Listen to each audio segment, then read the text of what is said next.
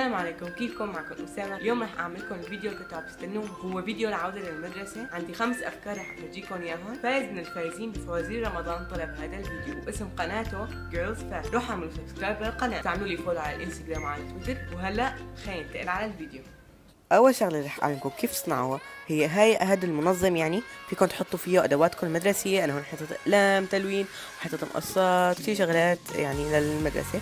فاكيد رح تحتاجوا لعلب. انا هون عم بعيد تدوير شويه علب تبعت الكورن فليكس وتبعت ورق الحمام. كمان عم تحتاجوا ورق ملون، مقص، غري، ودهن ابيض.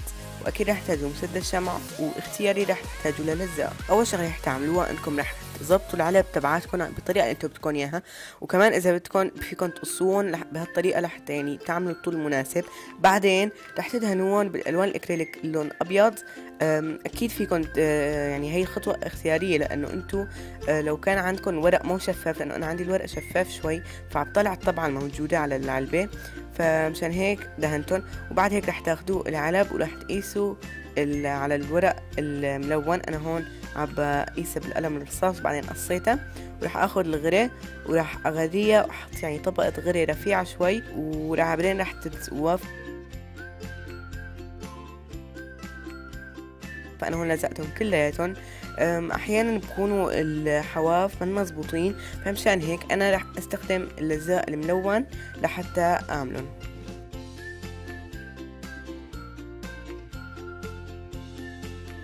وبهالطريقة صاروا عندي. في منهم أنا عرفت العلب بيض، فهي في كمان بلزق عملت ديزاينات مثل هاي. وهي لونها أبيض عملت عليها هيك، يعني عملته بالطول بهذا الشكل. وهي كمان كان لونها أبيض عملت عليها بالذهبي هيك.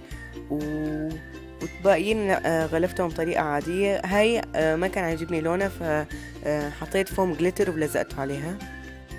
واخر خطوه رح تعملوها انكم رح تلزقوا كل العلب ببعضهم باي طريقه انتم اخترتوها.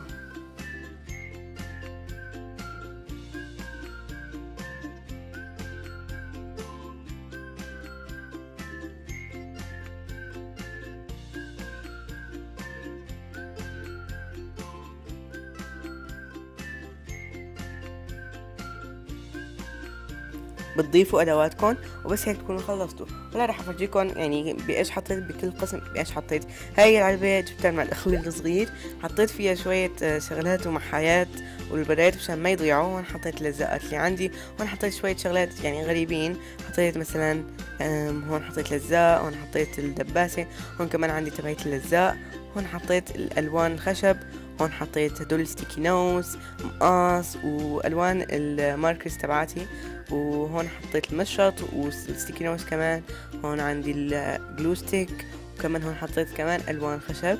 هون حطيت الشمعة تبع مسدس الشمع. هون حطيت دفتر ستيكرز وكمان مقصات. هون حطيت اقلام يعني راندوم. وهون حطيت المساطر. وهون حطيت الفراشي. تاني فكرة رح اعلمكم اياها كيف تعملوا هذا النوت بوك. اعلمكم كيف تغلفوه، كمان كيف تعملوا هاي الواتر ميلون الحلوة كأنيتا ستيكر.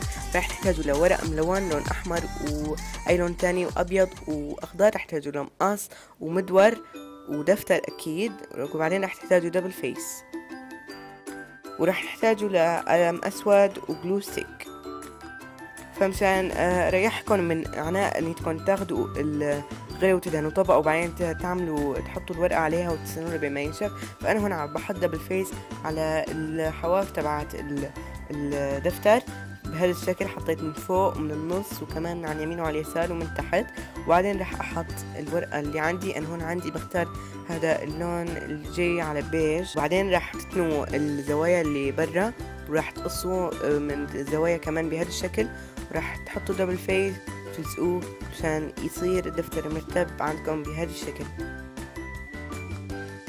فهلا انا رح اغلف الطرف الثاني، بس ما عجبني شلون يعني صار شكله، فمشان هيك رجعت عملته بورقه لونها احمر. فهلا الخطوه الثانيه اللي رح تعملوها انيتكم رح تعملوا دائره او رح ترسموا دائره بوسط المدور حسب انتوا القياس اللي بدكم اياه. وبعدين رح تقصوها. لازم تقصوا اخضر وابيض واحمر.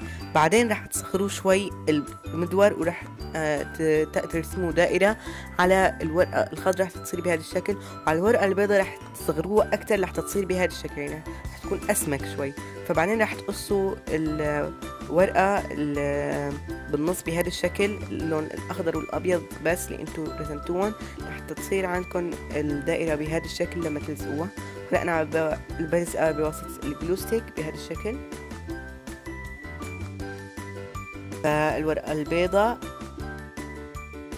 بعدين الخضراء، وبعدين لازم تقصوها بالنص لحتى تطلع معكم شكل البطيخة.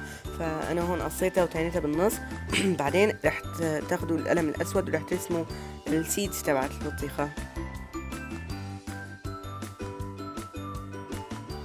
فهون صار عندكم اثنين، أنا رح استخدم بس وحدة، تاني أكيد فيكم تستخدموا لها شغلات تانية. فهون حطيت غرة ومي كمان، فحركتهم مع بعضهم مشان يصير عندي مادة سائلة شوي. فهلا رح ادهن طبقة من الغرة تحت البطيخة ورح الزقها بهذا الشكل على الدفتر. وبعدين رح تاخدوا ريشة عريضة شوي، وبعدين رح تدهنوا طبقة من الغرة على الدفتر لحتى تحموه. وانا هون نسيت ايتي اغطي الطاولة، بس اكيد انتوا لازم تغطوها بورق جرايد او اي شيء تاني. مثل ما قلت لكم انا ما عجبني الطرف الثاني وصار شوي ماسي، فمشان هيك اخذت ورقه حمراء وراح اتنيها بهذا الشكل والزقها. وهلا راح اعلمكم كيف تعملوا الكرت لحتى تكتبوا عليه المد اللي بدكم تستخدموه للدفتر. فانا هون قصيت وحده حمراء وخضراء وبيضاء، فيكم تلزقون بالشكل العادي هيك مستطيل، بس انا قررت اني الزقهم بهالطريقه. فاول شيء عم بلزق الورقه الكبيره اللي هي لونها احمر، بعدين رح الزق لونها اخضر ميل شوي بهذا الشكل، وبعدين اخيرا رح الزق الورقه اللي لونها ابيض. انا كتبت عليه نوت بوك لانه انا رح استخدمه يعني كدفتر مسوده، ما رح استخدمه للمدرسه لانه عن جد شكله كتير حلو. فثالث شغله واسهل شغله رح اقول كيف تصنعوها او كيف تعملوها هي الاقلام الملونين اللبقانين مع الدفتر البطيخه. رح تجيبوا بس لقلم ولا لزق. اول شيء رح تعملوه او هو يعني الشيء الوحيد رح تعملوه انكم رح تلفوا لزاق بالالوان تبعت البطيخه. فانا هون ما عندي ابيض فمشان هيك استخدمت اللون الفضي. فاول شيء اخضر بعدين فضي بعدين احمر، وقصيته بتبروا لو كان عندكم اي زياده من فوق وبس خلصتوا.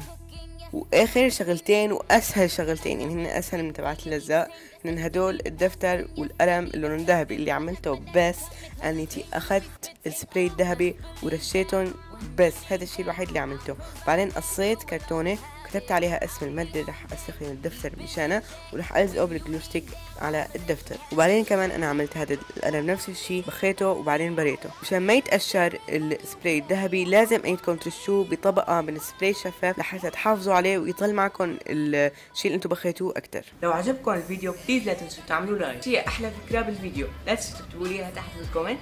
بشوفكم بفيديو جديد. باي باي.